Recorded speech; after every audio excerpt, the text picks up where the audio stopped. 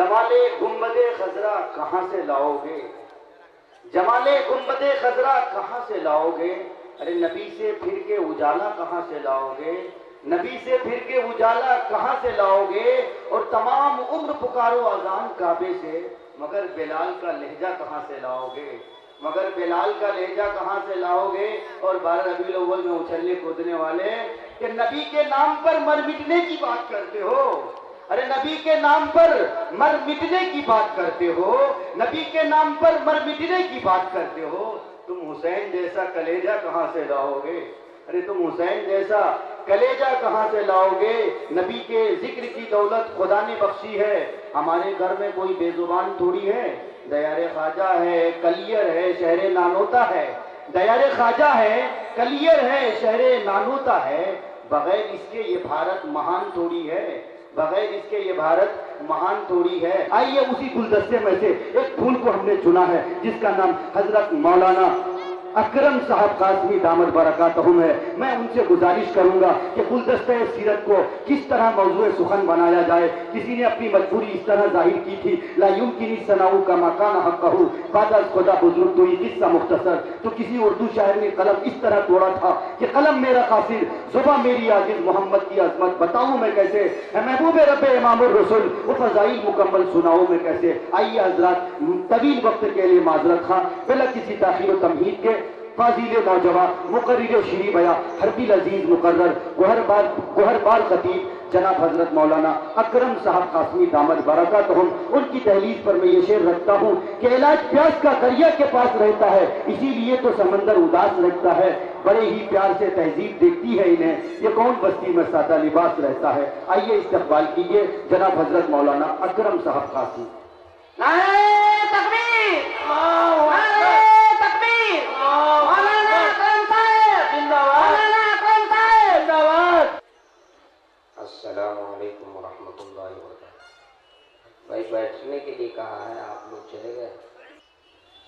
الحمدللہ الحمدللہ نحمده ونستعینه ونستغفره ونؤمن به ونتوکل علیہ ونعوذ باللہ من شرور انفسنا ومن سیئات اعمالنا، من يهده الله فلا مضل له ومن يضلله فلا هادي له، ونشهد أن لا إله إلا الله وحده لا شريك له، ونشهد أن سيدنا وسندنا ونبينا وحبيبنا ومولانا محمدا عبده ورسوله صلى الله تعالى عليه وعلى آله وبارك وسلم تسليما كثيرا كثيرا، أما بعد، أعوذ بالله من الشيطان الرجيم، بسم الله الرحمن الرحيم، ألف لام ميم، ذلك الكتاب لا ريب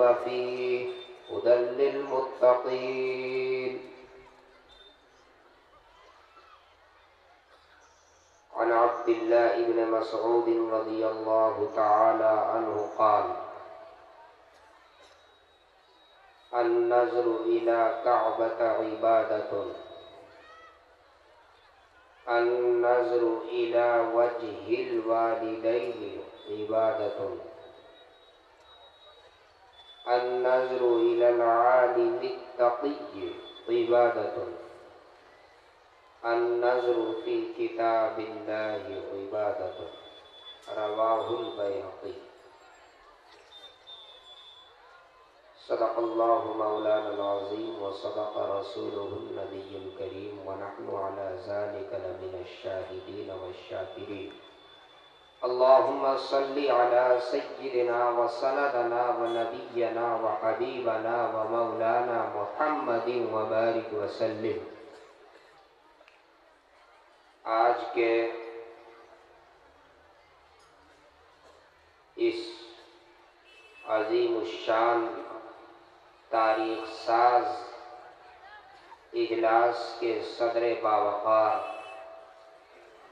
نمونہ اسلاف، عارف باللہ، اسلاف کی جیتی جاگتی تصویر،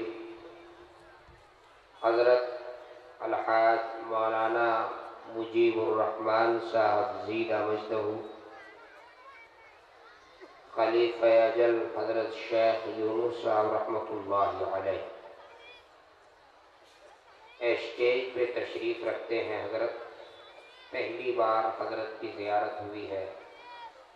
मुझे मालूम है गायबाना तौर पे कि हज़रत वाला आफताब सिफत इंसान है और आफताब को उंगली उठाकर दिखाने की ज़रूरत या चराग लेकर तलाश करने की हाजत क़तन नहीं होती। जिस तरीक़े से चाँद और उसके चांदनी की तारुफ़ की ज़रूरत नहीं, जिस तरीक़े से समंदर के पुरअसरार व पुरसुकूत गहराई व गहराई के तारुफ़ की ज़रूरत नहीं, ऐसे ही कुछ चेहरे होते हैं जिनके तारुफ़ की क़तन हाजत नहीं होती। चेहरा खुली किताब है, उन्वान जो भी दो, जिस रुख से भी पढ़ोगे उन्हें जान जाओगे। हज़रत हमारे स्टेज पे तशरीफ़ रखते हैं हमारी इस्लाह के लिए। आज के जलसे के सरपरस्त इस इदारे के नाज़िम आला हज़रत मौलाना क़ारी मोहम्मद इदरीस साहब मद्दज़िल्लहुल आली भी तशरीफ़ फरमा हैं।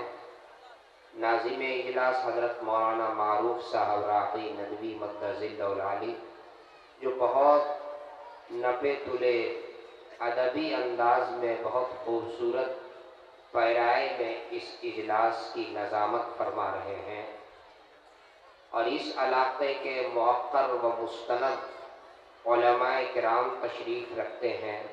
मैं सबको तो जानता नहीं, हज़रत मौलाना साबिर साहब मद्दज़िल्लहुल आली को मैं जान रहा हूँ और इस इदारे के तमाम असातिज़ा यहाँ तशरीफ़ रखते हैं।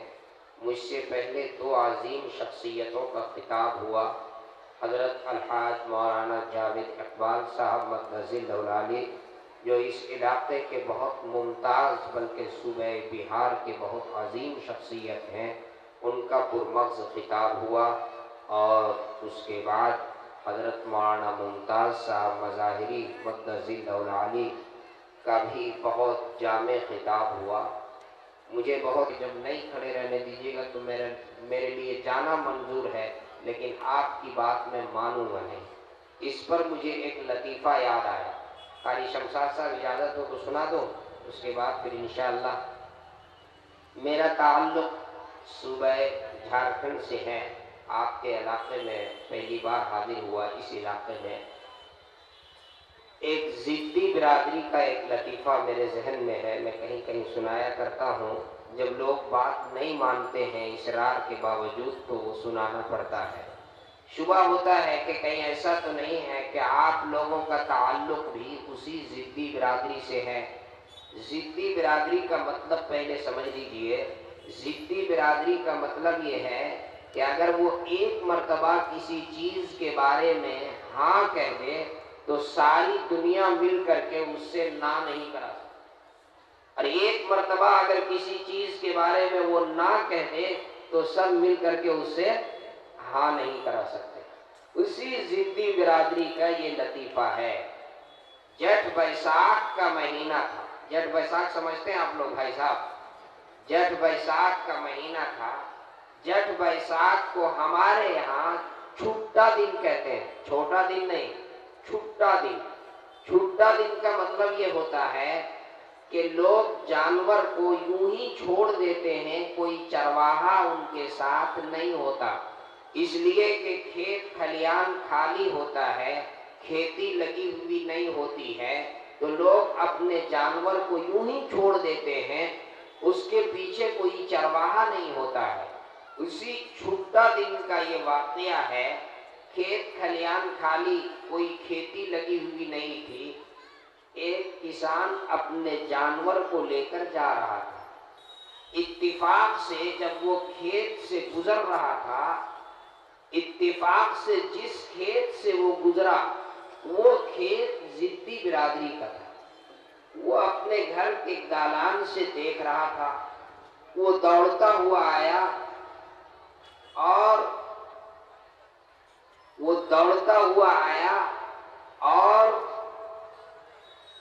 उस चरवाहे के गरीबान को पकड़ लिया। اس کے گریبان کو پکڑ لیا اور پکڑ کر کے یوں کہا کہ یہ بتاؤ تم نے میرے کھیت کے طرف سے اپنے جانور کو گزار دیا، اگر کھیتی لگی ہوئی ہوتی تو کیا ہوتا؟ اگر کھیتی لگی ہوئی ہوتی تو کیا ہوتا؟ کسان اپنے جانور کو لے کر جا رہا، جٹ بیساکھ کا مہینہ، کھیت کھلیان خالی، اتفاق سے وہ کھیت اسی ضدی برادری کا تھا۔ اس نے دیکھ لیا، دوڑ کر کے آیا اور اس نے اس کے گریبان کو پکڑ لیا اور پکڑ کر کے یوں کہا کہ یہ بتاؤ تم نے اپنے جانور کو میرے کھیت کے طرف سے گزار دیا، اگر اس میں کھیتی لگی ہوئی ہوتی تو کیا ہوتا؟ غور سے سنیے، اگر اس میں کھیتی لگی ہوئی ہوتی تو کیا ہوتا؟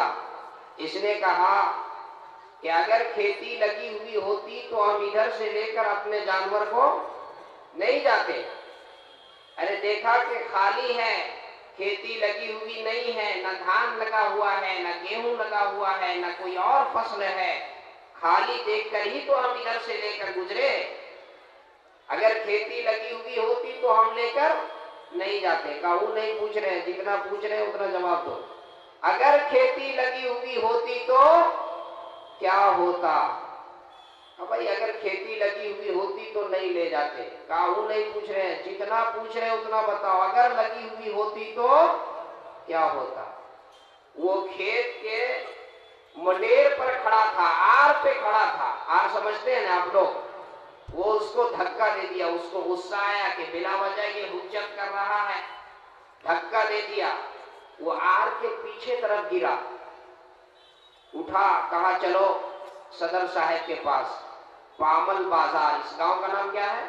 پامل بازار۔ ہر محلے میں، ہر گاؤں میں ایک صدر اور ایک سیکریٹری ہوتے ہیں۔ کہا چلو صدر صاحب کے پاس فیصلہ کروائیں گے۔ گئے صدر صاحب کے پاس، کہا صدر صاحب فیصلہ کر دیجئے، ایک معاملہ پھنس گیا ہے، دیکھیے جٹ بیساکھ کا مہینہ ہے، کھیت کھلیان خالی ہے، ہم اپنے جانور کو لے کر کے جا رہے تھے، اس کے کھیت کے طرف سے ہم اپنے جانور کو گزار دیے، اب یہ ہم سے جھگڑا کر رہا ہے، الجھ رہا ہے اور بلا وجہ ہم سے جو ہے وہ حجت کر رہا ہے اور یہ کہہ رہا ہے کہ تم نے میرے کھیت کی طرف سے اپنے جانور کو کیوں گزارا؟ اگر کھیتی لگی ہوئی ہوتی تو کیا ہوتا؟ صدر صاحب نے یہ سوچا کہ یہ کوئی بڑا مسئلہ نہیں ہے، یہ کوئی اہم مسئلہ نہیں ہے، یہ کوئی بڑا جھگڑا نہیں ہے، آسانی سے سمجھا دیں گے، بات بن جائے گی۔ صدر صاحب اپنا فیصلہ سنانا ہی چاہتے تھے، اس سے پہلے اس نے کہا، وہ جو ضدی برادری کا آدمی تھا جس کا کھیت تھا، اس نے کہا کہ اے صدر صاحب یہ فیصلہ بعد میں ہوگا کہ اس نے میرے کھیت کے طرف سے اپنے جانور کو گزار دیا، اگر کھیتی لگی ہوئی ہوتی تو کیا ہوتا؟ یہ فیصلہ بعد میں ہوگا، پہلے یہ فیصلہ کیجئے، میں کھیت کے آر پر کھڑا تھا، اس نے مجھ کو دھکا دے دیا، آر کے پیچھے طرف اگر کنواں ہوتا تو کیا ہوتا؟ ضد کا کوئی علاج ہے؟ ضد کا کوئی علاج نہیں ہے، ضد کا کوئی علاج نہیں ہے۔ تو آپ لوگ ضدی لوگ نہیں ہیں، ماننے والے ہیں نا، تو شروع سے کہا جا رہا ہے کہ بیٹھ جائیے، پھر بھی نہیں بیٹھ رہے، بات سمجھ میں نہیں آ رہی ہے۔ ماشاءاللہ آج کے اس گئے گزرے دور میں جو فتنوں کا دور ہے، دینی جلسے قائم کرنا، دینی مجلسیں قائم کرنا، دین کی بات کہنے کے لیے جمع ہونا، دین کی بات سننے کے لیے جمع ہونا، یہ نیک فعل ہے، یہ خوش آئین بات ہے، اس لیے کہ جب دین کی بات کہی جاتی ہے، جب دین کی بات سنی جاتی ہے تو اللہ رب العزت کے طرف سے ہدایت کے فیصلے اترتے ہیں۔ میں مبارکباد پیش کرتا ہوں جامعہ حاضہ کے ذمہ داروں کو، یہاں کے تمام نوجوانوں کو جنہوں نے اس اجلاس کا انعقاد فرمایا، ہندوستان کے عظیم شخصیتوں کو اس جلسے میں مدعو فرمایا، میں مبارکباد پیش کرتا ہوں یہاں کے ذمہ داروں کو جنہوں نے بالخصوص آبرو اہل سنت سلطان المناظرین حضرت علامہ سید طاہر حسین صاحب گیاوی مقدس ذلہ العالی کی شخصیت کو آج کے اس جلسے میں مدعو فرمایا، اور پورے علاقے کے لوگ حضرت کی زیارت کے لیے یہاں پر عمر کر کے آئے۔ یقیناً آپ کی آمد، حضرت کی آمد اس ادارے کے لیے اور اس علاقے کے لیے اور اس پورے خطے کے لیے خیر کا اور ہدایت کا سبب بنے گا۔ میرے بھائیوں، آج کا یہ جلسہ اصلاح معاشرہ اور دستار فضیلت کے عنوان سے منعقد ہوا ہے۔ میں نے آپ کے سامنے قرآن کریم کی ایک آیت اور ایک جلیل القدر صحابی حضرت عبداللہ ابن مسعود رضی اللہ تعالی عنہ کا ایک قول نقل کیا ہے۔ میں اسی کا خلاصہ اور نچوڑ پیش کر کے آپ سے رخصت ہو جاؤں گا۔ ہم سب شریعت اسلامیہ کے ماننے والے ہیں، ہمارے یہاں قانون ہے، دستور ہے، ضابطہ ہے۔ کیا قانون ہے، کیا دستور ہے؟ ہمارے یہاں قانون یہ ہے کہ عمل پر ثواب مرتب ہوتا ہے۔ توجہ سے سنیے، عمل پر ثواب مرتب ہوتا ہے۔ ایک آدمی نماز پڑھتا ہے، نماز پڑھنے کے لیے تکبیر تحریمہ کہتا ہے، اللہ اکبر، پھر قرات کرتا ہے، پھر رکوع کرتا ہے، پھر سجدہ کرتا ہے، کبھی سبحان ربی العظیم کہتا ہے، کبھی سبحان ربی الاعلیٰ کہتا ہے، کبھی اللہ کی بزرگی کو بیان کرتا ہے، اللہ کی بڑائی کو بیان کرتا ہے۔ جب وہ نماز سے فارغ ہوتا ہے تو اسے نماز کا ثواب ملتا ہے۔ ایک آدمی حج کرتا ہے، حج کرنے کے لیے خانہ کعبہ کا سفر کرتا ہے، بیت اللہ شریف کی زیارت کے لیے بیت اللہ شریف کا سفر کرتا ہے۔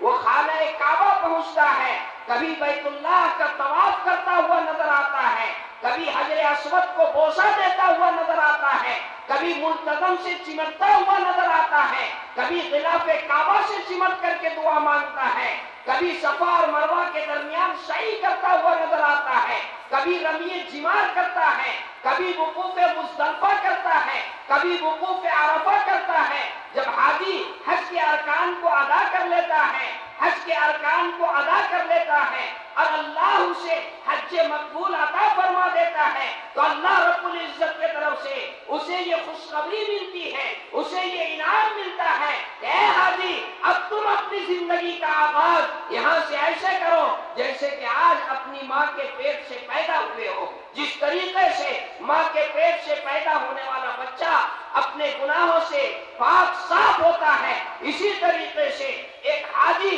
جب اللہ اسے حج مقبول عطا فرما دیتا ہے تو وہ گناہوں سے ایسے پاک ہو جاتا ہے جیسے کہ وہ ماں کے پیٹ سے پیدا ہوا۔ یہ ثواب کب ملے گا؟ جب حج کرے گا۔ نماز کا ثواب کب ملے گا؟ جب نماز پڑھیں گے۔ زکوٰۃ کا ثواب کب ملے گا؟ جب آپ زکوٰۃ دیں گے۔ روزے کا ثواب کب ملے گا؟ جب آپ روزہ رکھیں گے۔ خیر، آپ نیک کام کریں گے تو آپ کو اس کا ثواب ملے گا۔ یہ ضابطہ ہے، یہ دستور ہے، یہ اصول ہے۔ چار چیزیں ایسی ہیں جس پہ ثواب مرتب ہوتا ہے بغیر کسی محنت کے، بغیر کسی مشقت کے، بغیر کسی پریشانی کے، صرف اس پہ اپنی نگاہ ڈالی جائے، صرف اس کو اپنی نگاہوں سے دیکھا جائے اور ثواب مرتب ہو جائے۔ کتنی چیزیں ہیں؟ چار چیزیں۔ آپ بھی بولیے کتنی چیزیں ہیں؟ چار چیزیں ہیں۔ وہ چار چیزیں میں آپ کے سامنے عرض کرتا ہوں۔ جلیل القدر صحابی حضرت عبداللہ ابن مسعود رضی اللہ تعالی عنہ کا ارشاد گرامی جو میں نے نقل کیا ہے، اس میں یہی چار چیزیں ہیں جس پہ بغیر کسی محنت کے، بغیر کسی مشقت کے، بغیر کسی پریشانی کے، صرف اس کو اپنی نگاہوں سے دیکھا جائے، صرف اس پہ اپنی نظر ڈالی جائے اور ثواب مرتب ہو جائے۔ پہلی چیز، النظر الی کعبۃ عبادۃ، کعبۃ اللہ شریف جسے اللہ کا گھر کہا جاتا ہے، اللہ کے گھر کو دیکھنا ثواب ہے۔ ایک آدمی حج بیت اللہ کے لیے تشریف لے گیا، ابھی خانہ کعبہ میں دوگانہ نماز ادا نہیں کیا، ابھی حجر اسود کو بوسہ نہیں دیا، ابھی طواف نہیں کیا، ابھی صفا اور مروہ کے درمیان سعی نہیں کیا، ابھی وقوف مزدلفہ نہیں کیا، ابھی رمی جمار نہیں کیا، ابھی وقوف عرفہ نہیں کیا، حاجی حج کے لیے پہنچتا ہے اور اس کی پہلی نگاہ بیت اللہ شریف کے اوپر پڑتی ہے اور ثواب مرتب ہو جاتا ہے۔ دوسری چیز جس پہ بغیر کسی محنت کے، بغیر کسی مشقت کے ثواب مرتب ہوتا ہے، النظر الى العالم وفی روایت النظر الى العالم التقی عبادت، پرہیزگار عالم، متقی عالم کو دیکھنا ثواب ہے۔ ایک عالم دین جن کے دل میں قرآن کا علم ہے، شریعت کا علم ہے، حدیث کا علم ہے، اللہ کا خوف ہے، اللہ کا ڈر ہے، متقی ہے، پرہیزگار ہے، ایسے عالم دین کو دیکھنا ثواب ہے۔ توجہ سے سنیے، آپ مدرسے کے جلسے میں حاضر ہوئے ہیں، مدرسہ جامعہ عربیہ نور الاسلام، جس مدرسے کے جلسے میں آپ تشریف لائے ہیں، اس مدرسے میں پڑھنے والے مہمان رسول اور مدرسے میں پڑھانے والے یہ علماء انبیاء کے وارث، ان علماء کرام کا کیا مقام ہے اور ان مدرسوں کی کیا اہمیت ہے، اور مدرسے میں چٹائیوں پہ بیٹھ کر کے اور پڑھنے والے بچوں کی کیا حیثیت ہے اور ان حالات میں اس کی کیا اہمیت ہے، اس کو سمجھنے کی ضرورت ہے۔ مدرسے میں پڑھنے والے بچے اور مدرسے میں پڑھانے والے علماء یہ انبیاء کے وارث ہیں، یہ انبیاء کے وارث ہیں، ان کا کیا مقام ہے، ان کا کیا مرتبہ ہے، ان سے تعلق رکھنا، ان سے محبت رکھنا، ان کی ضرورت کو پوری کرنا، ادارے سے تعلق رکھنا، مدرسے میں پڑھنے والے بچوں سے تعلق رکھنا، مدرسے میں پڑھانے والے علماء سے تعلق رکھنا، مدرسے میں پڑھنے والے بچوں کی ضرورت کا انتظام کرنا، اس کا تکفل کرنا، جس ادارے کے اندر قرآن کریم کی تعلیم ہوتی ہے، جس ادارے کے اندر قال اللہ اور قال رسول کی تعلیم ہو رہی ہے، اس ادارے کے ایک ایک اینٹ کو محبت کی نگاہ سے دیکھنا، اس سے تعلق رکھنا، یہ کتنی بڑی بات ہے۔ میرے نوجوانوں، پامل بازار اور قرب و جوار سے تشریف لائے ہوئے میرے بھائیوں، توجہ سے سنیے، ایک عالم دین جن کے دل میں قرآن اور حدیث کا علم ہے، اللہ کا خوف ہے، اللہ کا ڈر ہے، ان کے دل میں خشیت الہی ہے، ایسے عالم دین کو دیکھنا ثواب ہے۔ میں نے پڑھا حضرت بایزید بسطامی رحمۃ اللہ علیہ بہت بڑے اہل اللہ گزرے ہیں، عالم دین ہیں، ان کے واقعے میں لکھا ہے ایک روز حضرت بایزید بسطامی رحمۃ اللہ علیہ تشریف لے جا رہے تھے، دو نوجوان چوراہے پہ بیٹھ کے آپس میں گفتگو کر رہے تھے، گپ میں مصروف تھے، ایک ان کو پہچانتا تھا، دوسرا نہیں پہچانتا تھا، چنانچہ جو نہیں پہچانتا تھا اس نے اس کو پوچھا یہ بتاؤ کہ یہ کون ہیں؟ انہوں نے کہا کہ یہ اہل اللہ ہیں، یہ عالم دین ہیں، یہ اہل اللہ ہیں، یہ صاحب نسبت ہیں۔ چنانچہ جب ان کو معلوم ہوا کہ یہ اہل اللہ ہیں، یہ صاحب نسبت ہیں، تو ان کو محبت کی نگاہ سے دیکھا، اس وقت تک دیکھتا رہا جب تک کہ وہ دائیں یا بائیں مڑ نہیں گئے، ٹک ٹکی لگا کر کے ان کو دیکھتا رہا۔ اتفاق سے اس نوجوان کا انتقال ہوا، اس کا انتقال ہو گیا جو دیکھ رہا تھا۔ کسی نے اس کو خواب میں دیکھا، پوچھا کہ بتاؤ تمہارے ساتھ کیا معاملہ ہوا؟ اس نے کہا کہ دوست بہت مشکل مرحلہ تھا، بہت دشوار مرحلہ تھا، ایک عمل جس عمل کی بنیاد پر میری مغفرت ہوئی، بظاہر اس عمل کی میری نگاہ میں کوئی حیثیت نہیں تھی، لیکن اللہ رب العزت نے اس عمل کی بنیاد پہ میری مغفرت فرما دی۔ وہ عمل یہ تھا کہ ایک روز ایک اہل اللہ کا گزر ہو رہا تھا، ایک صاحب نسبت بزرگ کا گزر ہو رہا تھا، ایک عالم دین کا گزر ہو رہا تھا۔ جب مجھے معلوم ہوا کہ یہ عالم دین ہے تو میں نے ان کو محبت کی نگاہ سے دیکھا تھا، میں نے ان کو ٹکٹکی لگا کر کے دیکھا تھا، میں نے ان کو محبت کی نگاہ سے دیکھا تھا، میں نے اس پہ محبت کی نگاہ ڈالی تھی۔ اس عمل کی وجہ سے اللہ رب العزت نے میری مغفرت فرما دی۔ علماء کرام سے تعلق رکھنا، علماء کرام سے محبت رکھنا، اہل اللہ سے تعلق رکھنا، یہ بہت بڑی بات ہے۔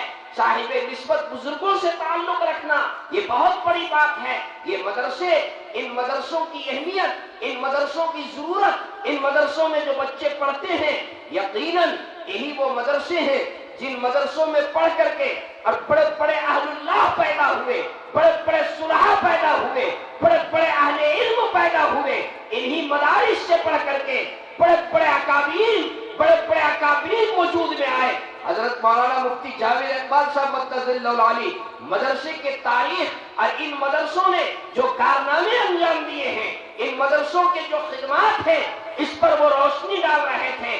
مدرسے میں پڑھنے والے بچوں کے اندر کیا کیسے کمال پیدا ہوتا ہے، اس کے پیچھے مدرسے کے اساتذہ کی کیسی محنت درکار ہوتی ہے۔ میں ایک واقعہ آپ کے سامنے نقل کرتا ہوں۔ بڑی تعداد میں آج کے اس جلسے کو میری ماں بہنیں بھی پردے سے سن رہی ہیں، وہ بھی توجہ سے سنیں۔ ایک بچے کو باکمال بنانے میں، حافظ بنانے میں، عالم بنانے میں مدرسے کا کتنا اہم کردار ہے اور ایک ماں کا کتنا اہم کردار ہے۔ اس واقعے کے اندر بہت اہم عبرت جو ہے ہماری ماں بہنوں کے لیے بھی ہے اور مدرسے میں پڑھانے والے علماء اور اساتذہ کے لیے بھی ہے۔ ہندوستان کے بہت عظیم شخصیت حضرت مولانا سجاد نعمانی مقدس اللہ العالی جو بہت بڑی عظیم شخصیت ہیں، حضرت والا کی زبان مبارک سے یہ واقعہ میں نے سنا جس کو میں آپ کے سامنے اس وقت نقل کرتا ہوں۔ حضرت بایزید بسطامی رحمت اللہ علیہ کے حوالے سے حضرت مولانا نے اس واقعے کو نقل فرمایا، توجہ سے سنیے۔ حضرت بایزید بسطامی رحمت اللہ علیہ جب پیدا ہوئے، ان کے والد کا انتقال ہو گیا۔ جب ان کی عمر 5 یا 6 سال ہوئی، ان کی والدہ کو فکر لاحق ہوئی کہ کہیں ایسا نہ ہو میرا یہ بچہ غلط بچوں کی صحبت میں لگ کر بگڑ نہ جائے، کہیں ایسا نہ ہو کہ میرا یہ بچہ غلط بچوں کے ساتھ لگ کر کے اور یہ بگڑ نہ جائے۔ چنانچہ ان کی والدہ کو کسی نے بتایا کہ آپ اپنے اس بچے کو فلاں مدرسے میں داخل کر دیں، فلاں گاؤں میں ایک مدرسہ ہے اور اس مدرسے کو ایک اہل اللہ چلاتا ہے، ایک صاحب نسبت بزرگ چلاتا ہے، ایک بہت پرہیزگار عالم چلاتا ہے۔ آپ اپنے بچے کو اس مدرسے میں داخل کر دیں، اس کی وہاں صحیح تربیت ہو جائے گی، آپ کا بچہ بگڑے گا نہیں۔ چنانچہ بایزید بسطامی رحمت اللہ علیہ کی والدہ اپنے بچے کا انگلی پکڑ کر کے اور اس مدرسے میں جاتی ہیں اور مدرسے کے ذمہ دار سے داخلے کی درخواست پیش کرتی ہیں۔ جب داخلہ ہو جاتا ہے تو واپس لوٹتے ہوئے ذمہ دار سے ایک گزارش کرتی ہیں۔ کیا گزارش کرتی ہیں؟ گزارش یہ کرتی ہے کہ آپ نے میرے بچے کا داخلہ لے لیا، میں آپ کا شکر گزار ہوں، آپ سے میری گزارش یہ ہے، اس کے والد نہیں ہیں، اس بچے کو جب میری یاد آئے گی تو یہ بچہ آپ سے چھٹی لینے کے لیے آئے گا، میری درخواست یہ ہے کہ آپ میرے بچے کو چھٹی نہ دیجیے گا۔ استاد نے پوچھا کب تک چھٹی نہیں دیں گے؟ کہا اس وقت تک چھٹی نہیں دیجیے گا جب تک کہ میرا بچہ حافظ قرآن نہ بن جائے، جب تک کہ میرا بچہ عالم دین نہ بن جائے۔ میں اس بچے کو جس لائق بنانا چاہتی ہوں، جب تک اس لائق میرا بچہ نہ بن جائے آپ میرے بچے کو چھٹی نہ دیجیے گا۔ کہا بڑی اچھی بات ہے۔ بچہ مدرسے میں پڑھنے میں مصروف ہو گیا، اور بھی مدرسے میں بچے تھے، کبھی اس بچے کے والد، کبھی اس بچے کے بھائی، کبھی اس بچے کے والد، کوئی مٹھائی لا کر کے دے رہا ہے، کوئی پیسہ لا کر کے دے رہا ہے، کوئی اور تحفہ لا کر کے دے رہا ہے۔ آخر بچے تو بچے ہیں، یہ بھی تو بچہ تھا، اسے بھی تو خیال آتا تھا کاش کہ میرے والد ہوتے، وہ بھی مٹھائی لا کر کے دیتے، وہ بھی تحفہ لا کر کے دیتے، وہ بھی پیسے لا کر کے دیتے۔ میرے والد نہیں ہیں، والدہ نہیں آ رہی ہیں۔ یہ بچہ بھی جو ہے جب کسی کے والد آتے تو اس بچے کو اپنی والدہ کی یاد آتی۔ ایک روز کی بات ہے، رات کو بچہ تکیے پہ سر رکھ کر کے لیٹا ہے، نیند نہیں آ رہی ہے، کروٹ لے رہا ہے،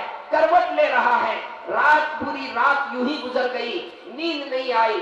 صبح ہوتے ہی ایک درخواست لکھ کر کے استاد کی خدمت میں پہنچا، کہا استاد محترم مجھے ایک دن کی چھٹی چاہیے، مجھے اپنی والدہ کی یاد آ رہی ہے، میں اپنی والدہ سے ملاقات کے لیے جانا چاہتا ہوں، میں ملاقات کر کے میں حاضر ہو جاؤں گا۔ استاد محترم ایک طرف معصوم بچے کے چہرے کو دیکھ رہے ہیں اور ایک طرف ماں کی بات یاد آ رہی ہے۔ ماں تو یہ کہہ کر گئی ہے کہ میرے بچے کو چھٹی نہ دیجیے گا۔ استاد، ماں کا وعدہ بھی استاد کے ذہن میں ہے اور معصوم بچے کا چہرہ بھی استاد کی نگاہوں کے سامنے ہے۔ استاد کے ذہن میں ایک تدبیر آئی، سانپ بھی مر جائے اور لاٹھی بھی نہ ٹوٹے۔ استاد نے کہا کہ بیٹا میں تم کو چھٹی ضرور دوں گا لیکن ایک شرط ہے۔ کہا کیا شرط ہے؟ شرط یہ ہے کہ جو سبق میں تم کو دوں وہ سبق یاد کر کے تم سنا دو۔ اگر سبق تم نے یاد کر کے سنا دیا تو تمہاری چھٹی ہے اور نہیں سنایا تو تمہاری چھٹی نہیں ہے۔ استاد نے جان بوجھ کر کے سبق اتنا زیادہ دیا کہ ایک دن میں یاد کرنا مشکل، ایک دن میں یاد کرنا ناممکن تو نہیں لیکن مشکل ضرور۔ اس لیے جان بوجھ کر کے استاد نے سبق زیادہ دیا تاکہ سبق یاد نہ کر پائے اور چھٹی نہ مل سکے۔ ماں سے کیا ہوا وعدہ بھی باقی رہ جائے گا اور بات بھی بن جائے گی، سانپ بھی مر جائے لاٹھی بھی نہ ٹوٹے۔ بچہ خوش ہوا، خوشی خوشی وہاں سے اٹھا، درسگاہ میں گیا، کتاب رحل پہ رکھ کر کے جب کتاب کھولا بچے نے دیکھا استاد نے جو سبق میں نشان لگایا ہے وہ اتنا زیادہ ہے، ایک دن میں یاد کرنا ناممکن تو نہیں لیکن مشکل ضرور ہے۔ بچہ پھر مایوس ہو گیا، اداس ہوا۔ تھوڑی دیر کے بعد بچے کو ماں کی ایک بات یاد آئی۔ ماں بچپن سے یہ سکھلاتی آئی ہے کہ بیٹا جب کوئی پریشانی ہو، جب کوئی مصیبت ہو، جب کوئی مشکل مسئلہ ہو تو اللہ سے مانگنا، اللہ سے مانگنا، اللہ سے مانگنا۔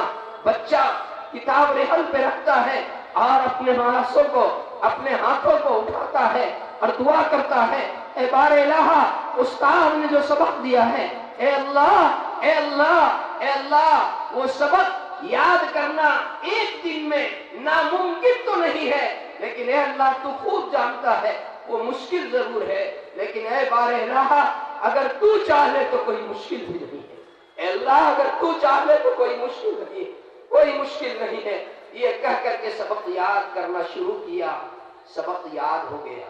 دعا کر کے سبق یاد کرنا شروع کیا، سبق یاد ہو گیا۔ استاد کی خدمت میں پہنچا، کہا استاد محترم سبق سن لیجئے۔ استاد نے حیرت سے پوچھا بیٹا سبق یاد ہو گیا؟ کہا ہاں سبق یاد ہو گیا۔ کہا سنا، سنانا شروع کیا، ازبر سنا دیا، کہیں نہیں اٹکا، کہیں نہیں رکا، ازبر سنا دیا۔ استاد اپنی انگلی دانت میں دبا کر کے رہ گئے۔ استاد پہلے کہہ چکے تھے اگر سبق سنا دو تو تمہاری چھٹی ہے۔ کہا کہ ٹھیک ہے بیٹا جاؤ، اب ایک دن کی چھٹی ہے، جاؤ اپنی والدہ سے ملاقات کر کے آ جاؤ۔ بچہ خوشی خوشی وہاں سے اٹھا، درسگاہ سے نکلا، مدرسے کے گیٹ سے باہر ہوا، کھیت کا راستہ، گاؤں میں گھر تھا، کھیت کھلیان کے راستے کو طے کرتا ہوا بچہ گھر کے طرف روانہ ہے۔ بچے کے دل میں کچھ آرزویں ہیں، بچے کے دل میں کچھ خواہشیں ہیں، بچے کے دل میں کچھ ارمان ہیں۔ ایک بچہ اپنے گھر کے لیے روانہ ہوا ہے، اس بچے کے دل میں یہ آرزو رہی ہوگی کہ میں گھر جاؤں گا تو میری ماں مجھے گود میں اٹھا لے گی، میری ماں میری پیشانی کو چوم لے گی، میری ماں مجھ کو مٹھائی بھی دے گی، میری ماں مجھ کو کھانا بھی دے گی، میری ماں مجھ کو ڈھیر ساری دعائیں بھی دے گی اور پھر ڈھیر ساری دعائیں دے کر کے اور میری ماں مجھ کو پھر مدرسہ رخصت کرے گی۔ ان ساری آرزوؤں کے ساتھ، ان ساری خواہشوں کے ساتھ، ان ساری تمناؤں کے ساتھ بچہ گھر پہنچتا ہے، دروازہ بند ملتا ہے، دروازے پہ دستک دیتا ہے، اندر سے آواز آتی ہے کون؟ کہا امی جان آپ کا لخت جگر، آپ کا جگر گوشہ، آپ کا بیٹا بایزید، آپ کا بیٹا بایزید۔ اندر سے جواب ملا کون بایزید؟ میرا بایزید تو اس وقت میرے گھر آئے گا جب حافظ قرآن بن جائے گا، جب حافظ قرآن بن جائے گا اس کے بعد میرے گھر آئے گا۔ یہ کون بایزید ہے؟ بچہ گھنٹوں دروازے پہ کھڑا رہا، روتا رہا، سسکتا رہا، بلکتا رہا، ماں کی نظر شفقت پانے کے لیے نگاہیں ترستی رہی، لیکن ماں نے یہ کہہ کر دروازہ کھولنے سے انکار کر دیا کہ میرا بیٹا بایزید اس وقت میرے گھر آئے گا جب حافظ قرآن بن جائے گا، جب حافظ قرآن بن جائے گا اس وقت میرے گھر آئے گا۔ بچہ سمجھ گیا کہ ماں نہیں چاہتی کہ میرا دھیان تعلیم سے تقسیم ہو۔ بچہ بغیر اپنی والدہ سے ملاقات کیے ہوئے واپس مایوس بوجھل قدموں کے ساتھ واپس بچہ گھر مدرسہ آیا۔ مدرسے کے صدر گیٹ سے جب مدرسے کے اندر داخل ہوا، استاذ کی نگاہ بچے کے اوپر پڑی۔ استاذ نے دور سے پکارا، بیٹا بایزید، کیا تم گھر نہیں گئے؟ گھر نہیں گئے؟ بایزید کی نگاہوں میں، بایزید کی آنکھوں میں آنسو بھر گئے، دونوں آنکھیں بھر آ گئی۔ استاد نے دیکھا کہ بایزید کی آنکھوں میں آنسو ہے۔ استاد نے بچے کو گود میں اٹھایا اور پیار سے پوچھا کہ بیٹا، میں نے تو تم کو چھٹی دے دی تھی، تم گھر نہیں گئے، کیا ہوا؟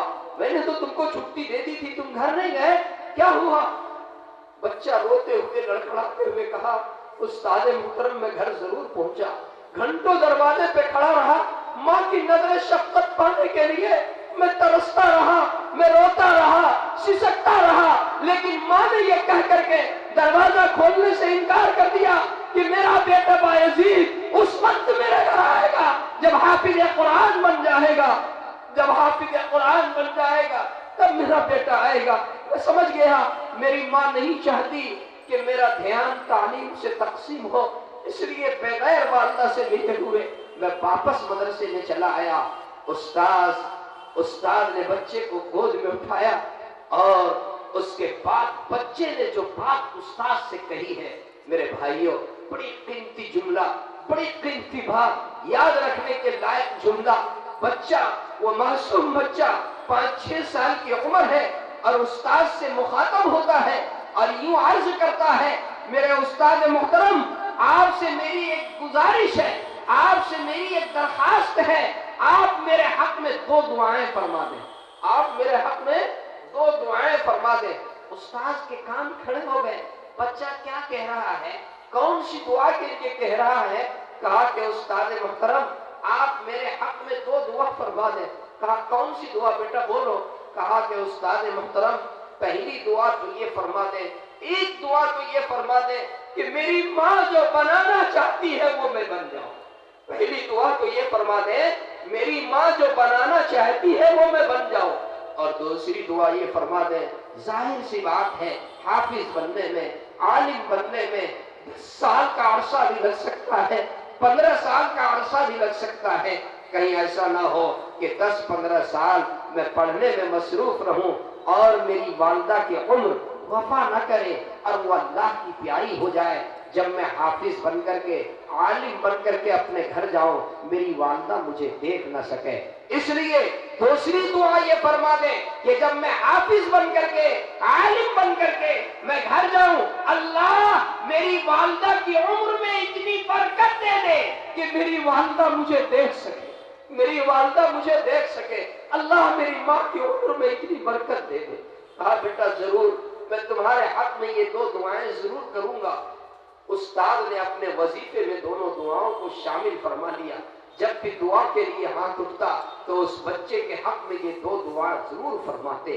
وقت گزرتا رہا، وقت گزرتا رہا، بچہ حافظ قرآن بھی بن گیا۔ بچے نے تعلیمی مرحلے کو طے کیا، تقریباً 15 سال کا عرصہ طے ہو گیا۔ 15 سال تک بچہ اسی مدرسے میں رہا۔ جب ان کی عمر 21 سال ہوئی، اس وقت جب یہ پڑھنے کے لیے مدرسے میں داخل ہوئے تھے، اس وقت ان کی عمر 6 سال تھی۔ اب جب ان کی عمر 21 سال ہوئی، ایک روز استاد محترم تہجد کی نماز پڑھ کر کے لیٹے تھے۔ ہمارے اکابرین میں سے بعض بزرگوں کا یہ طریقہ رہا ہے، تہجد کی نماز پڑھ کر کے تھوڑی دیر کے لیے لیٹ جاتے ہیں تاکہ فجر میں تازہ دم ہو کر کے اور تازہ وضو سے فجر کی نماز ادا کریں۔ کہتے ہیں کہ استاد محترم تہجد کی نماز پڑھ کر کے لیٹے تھے، خواب میں شہنشاہ کونین، شاہ الاولاد جناب محمد رسول اللہ صلی اللہ علیہ وسلم کی زیارت ہوئی۔ پیارے آقا صلی اللہ علیہ وسلم کی زیارت ہوئی۔ پیارے آقا صلی اللہ علیہ وسلم نے ارشاد فرمایا وہ تمہارا شاگرد جو تمہاری تربیت میں 16 سال سے ہے، آج اللہ رب العزت کے یہاں اس کی ولایت کا فیصلہ ہو چکا ہے۔ اللہ تبارک و تعالی نے ماں کی دعا اس بچے کے حق میں قبول فرما لیا ہے، دین کی خدمت کے لیے اسے منتخب فرما لیا ہے۔ اس لیے اب اسے خوشخبری بھی سنا دو اور چھٹی بھی دے دو، خوشخبری بھی سنا دو اور چھٹی بھی دے دو۔ استاد محترم بیدار ہوئے، تلاش کرنے لگے بایزید کدھر ہے، دیکھا وہ بھی نماز پڑھ رہے ہیں، نماز سے فارغ ہوئے تو استاد نے پکارا، کہا بیٹا بایزید ادھر آؤ۔ بایزید آگے بڑھے، استاد بھی ایک قدم آگے بڑھے، استاد نے اپنے گلے سے لگایا، معانقہ فرمایا، سینے سے لگایا اور کہا کہ بیٹا آج تمہاری ماں کی دعا تمہارے حق میں قبول ہو چکی ہے۔ کہا بیٹا ماں کی دعا تمہارے حق میں قبول ہو چکی ہے، اللہ رب العزت کے یہاں آپ کی ولایت کا فیصلہ ہو چکا ہے، اللہ نے دین کی خدمت کے لیے آپ کا انتخاب، آپ منتخب ہو چکے ہیں، آپ کو منتخب فرما لیا ہے۔ اس لیے بیٹا اب خوشی خوشی جاؤ گھر اپنی والدہ سے ملاقات کے لیے۔ استاد نے اپنی پگڑی اتار کر کے اور ان کے سر پہ سجا دیا اور کہا بیٹا خوشی خوشی جاؤ اپنی والدہ سے ملاقات کے لیے، اب جاؤ اب تمہاری چھٹی ہے اپنی والدہ سے ملنے کے لیے۔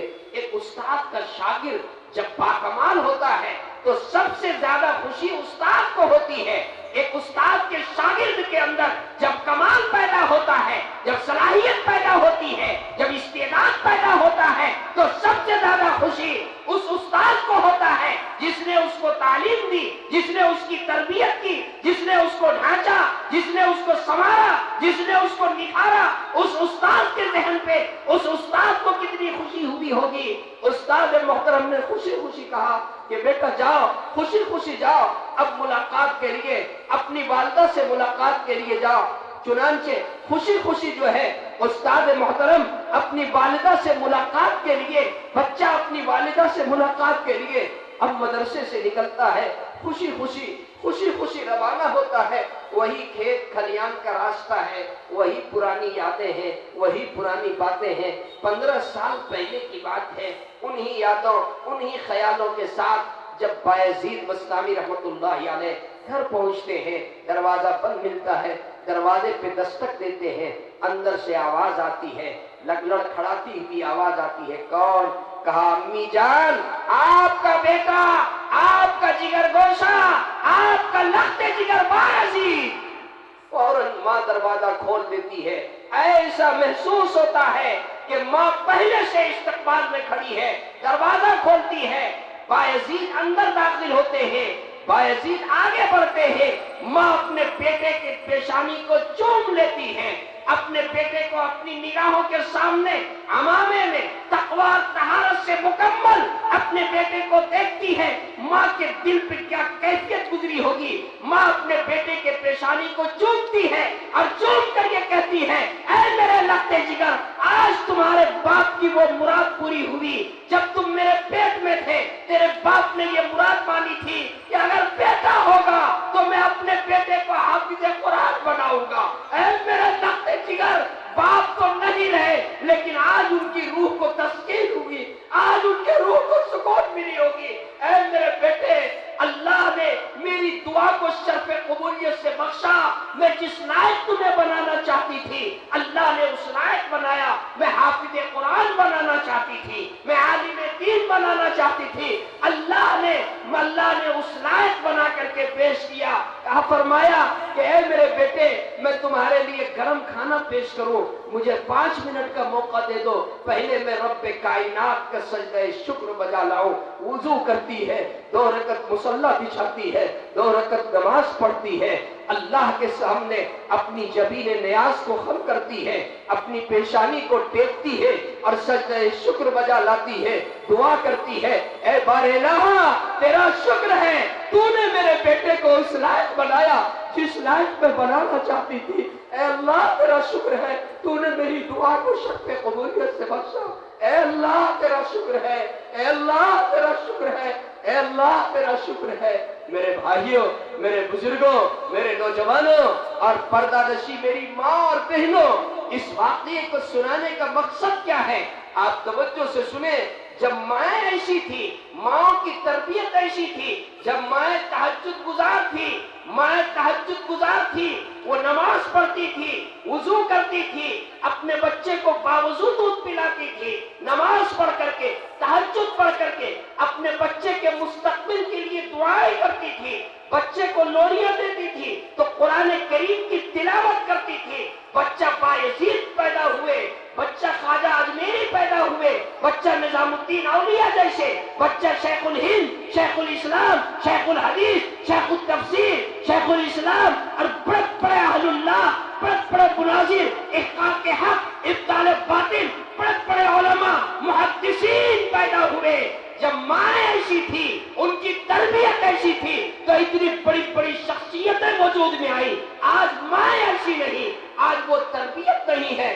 معاف کیجئے گا، آپ نے اصلاح معاشرہ کا جلسہ کیا ہے، اصلاح معاشرہ کا عنوان دیا ہے، مجھے کہنے دیجئے آج ہمارے گھروں کے حالات کیا ہیں، آج ہمارے گھروں کا نقشہ کیا ہے، آج ہماری ماں بہنوں کے حالات کیا ہیں۔ آج تہجد تو دور کی بات ہے، آج ہماری مائیں فرض نماز نہیں پڑھتی، تہجد تو دور کی بات ہے، آج ہماری مائیں واجبات ادا نہیں کرتی۔